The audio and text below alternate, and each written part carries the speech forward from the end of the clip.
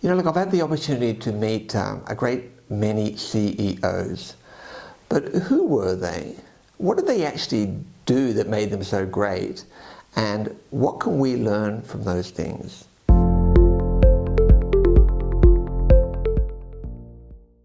So today I want to start a series of my video blogs built around CEOs that I have known. And my first subject is a guy called Hans Straberg. Now Hans was CEO of Electrolux, the Swedish multinational, between 2001 and 2010. Now Electrolux had been a very successful company, but it had a culture which was completely built around manufacturing. That means that in that culture, the engineer is a king, and what the clients receive, it really depends on what the factories can produce and what the engineers say that they can produce.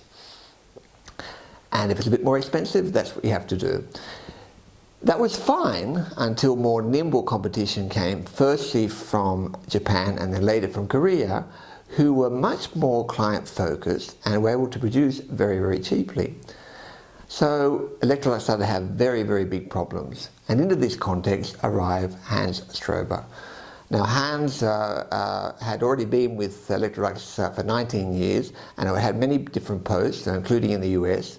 And I remember him always telling me how impressed he was with the Americans' ability to adapt quickly according to the market conditions and even change structures. And so that's what he did when he arrived at Electrolux. As CEO, working hard to change the culture and making the company truly centered around the client and making production flexible so you give the client what he wanted, and finally producing more cheaply. Now this was a tremendous upheaval, and people went through a very difficult period of change. Now I met Hans many times because he always recognized the opportunity that our leadership programs gave him to come and talk to his people. So twice a year he would take time out of his busy schedule to come and talk to the leaders in our program.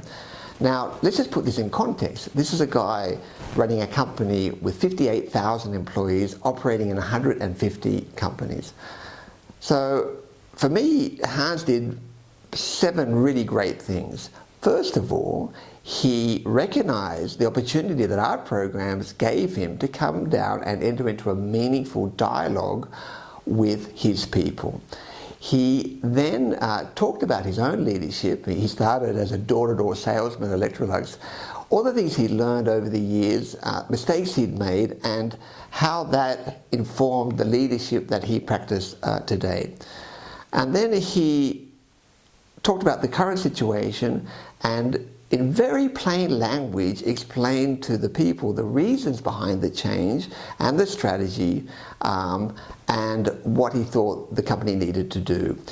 Then he shared with them an experience that he had to actually go into his own village and close down the factory himself. And because of that, he understood what they were going out there in the front lines. Then finally, he talked about the type of leadership that he believed the company needed and that he was asking these people to make.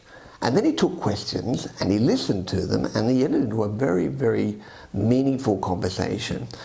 And then not only that, he would leave the program and in the months after make changes and then communicate to the people the changes he had made or the slight adaptations he had made according to the feedback that he gave us.